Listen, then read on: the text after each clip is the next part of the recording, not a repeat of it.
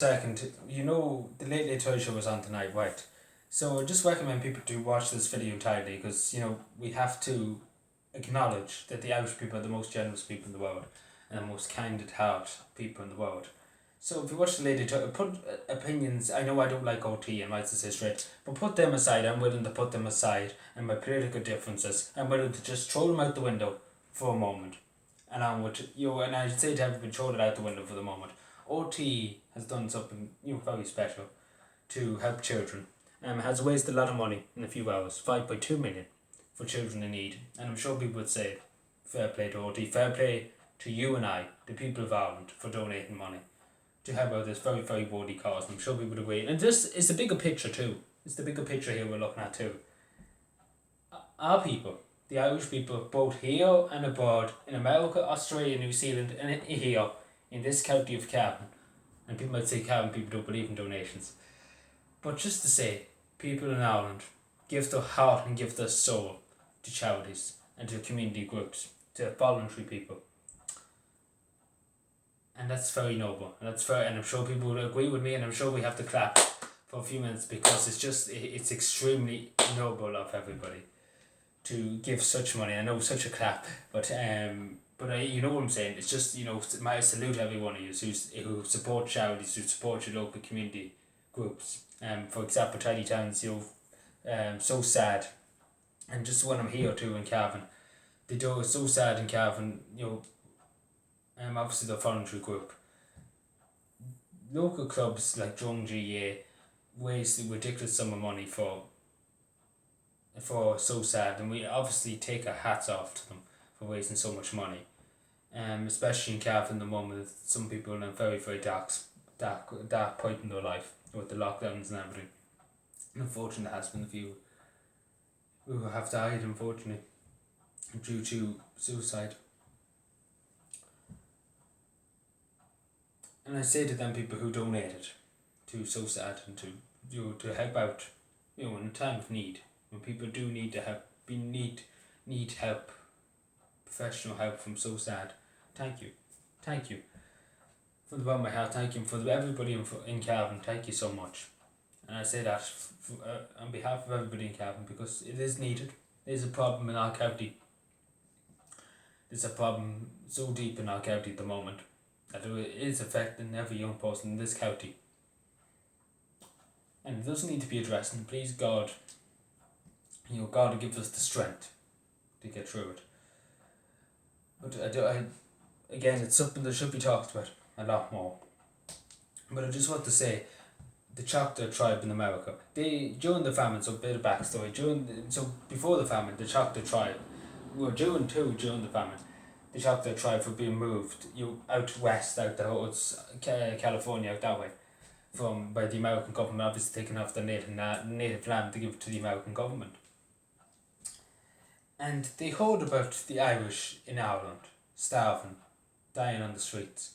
And these people were in a tough situation. These people on the verge of death. The Trail of Tears, as they called it, that they were escorted to their new place where they could stay. And these people had nothing. They give whatever they could. They scraped whatever they could, $150 it was at the time, and gifted it to you and I, our grandparents, and said to them, there you are. Hopefully this helped them out. Nowadays that probably be something like 3 or 4 million. Now as I say, because it was a lot of money at the time, especially for some of them people in that stage. And they're still going today, this tribe, and they're in America, and they were struggling with COVID-19 and no water, no running water or electricity or anything like that.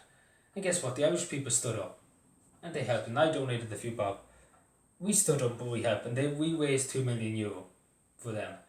And as they always say, the Irish will pay their debts, and we will pay their kindness, their loyalty, they're giving us hope. That they were in a very bad situation themselves and helped out us. And we were paid our debt, and we thanked them for it. And I thank them here on this video. I thank them. I thank every one of them so much for helping us out in a time of need. And I'm sure everybody will agree. Very, very noble of them, and it's very kind of the Irish people to give back and say thank you. And say thank you, just thank you, for what you did to help our country. in a time of great need, in a time of great suffering. And they were there to help us. They helped whatever way they could, and they gave us as much as they could. And putting themselves aside, they helped us, and we commend them for it. Even, for example, just my community, for example, we started a calendar because we couldn't fundraise this year, we couldn't collect money in a bucket. So we done a calendar. This calendar, cost €10. We put that 450 of these. And I have to say, in one day, we sold nearly 150 of them. And it's the kindness of people, because again, people give more than €10. Some people even give nearly €300. One person give €300. That's just a thank you. And again, I said to the person now, there's no need to be giving that much money to us. Again, €10 is enough to give, especially these times. And this person was like, no. I'm happy to give. I'm happy because I want to help my community. And that's something I'm sure everyone would say that's very noble of them. And very kind of them. Again, it shows you the kindness of people that help the community. They wouldn't, nobody, I might as well say, I don't mean this in the offensive way, but nobody asked them to donate or to buy a calendar. They volunteered. They said, that's a charity.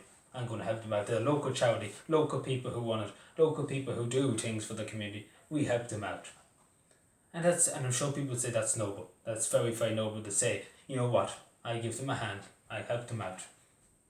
And that's something the Irish people have a very generous, kind personality. When they see somebody that needs a hand that's less fortunate than them, they say, I help them out. I stand up and I help them out. And you and I, the Irish people, the only Irish people, not the politicians, the bureaucrats or whatever, they don't understand reality. They don't understand people. It's you and I who understands each other. The only people, the people who suffer. Because we suffer. The people suffer. We understand suffering. But again, I'll tell you a quick story. About one time I missed the bus in school. I go to college in Cavan. It's a secondary school in Cavan, so. And I missed the bus one day, right? And my bus goes into Cavan Town from my college, right? And it goes to another college, right? And basically, you can meet it if you walk quick enough or run quick enough at the time, you could meet it. And unfortunately, I just missed it. I probably just missed it by the skin of my teeth, because literally it was gone before I could get to the place where I stopped, the other stop. And it's unfortunate I missed it at the time, because again, I must have been talking to somebody, because again, I don't bring my phone with me. So this was something that, because again, I only missed the bus once in my whole years at the school. But I don't bring my phone to school, because again, I don't believe in start trusting at my phone all the time as soon as I go out of school. I talk to people, and that's what you should do, and interact with people. So I went into the town, right, and I didn't know what to do. I might as well say straight, I didn't know what to do. Should I walk home? I was thinking of walking home, and I was heading that way. I was walking home towards the way you could go to Bridge out the road there. And I came across these two people. They were coming out of the car, and I said, excuse me, ma'am, can I use your phone for a second? I missed my bus. I need to ring home. And straight away she was like, no bother, that's no problem. Here's my phone. Take as long as you need some. And I rang home and I said, mother, I haven't got. I missed the bus, in other words. Could you send a taxi, or could you come out? And when I was saying that, the woman said, no bother, I'll bring you home. We'll go for a spin and we'll bring you home. And I have to say that's very, very kind of them, because again, they stood up. I didn't ask them, and they said, no bother, don't be out the money or anything. We'll help you. We'll bring you home. No bother. And the woman, there was an older woman. There was an older lady in the car, and as she said, we help thy neighbour. And that's all that you need to hear. We help thy neighbour. She said, God said, to be kind, to help people. And I have to say, she was dead on. She was dead on. And older people, as it said in Father Ted one time, older people don't need the operator to connect to God. They have a direct connection to God.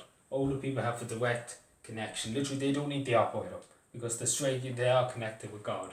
Older people have a phone line straight to God. And I believe that. I believe older people can connect with God. Like say the younger generation, you and I, we can't connect with God better than they do, because they lived all their life connected to God. So I believe that, she's connected to, God 24/7. But yeah, as I said to them, you be my prayers night, taking out your kindness. And I said, and I met them one time in the town, and it's unfortunate I never got them anything. I should have actually got them a box of chocolates, at least a small thank you. And I actually probably will. Hopefully, when everything's calmed down a bit, I send them a thank you card and say, thank you. Just tell you, it's just to say, I still think of that day. I still remember it, and I still remember that kindness you showed me that day, and that time you helped me out. Because I still remember. I still remember clearly. Because they didn't have to, and they helped me. And it's not. And as I said to the woman at the time, I forgot to say, I had €5 in my pocket, literally, poor the caravan man.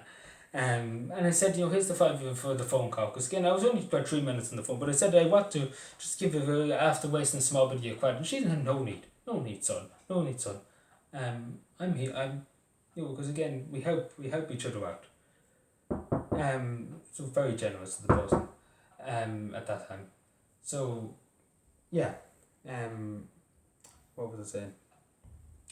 But you help each other out. That's the thing, and sorry for the knocking there.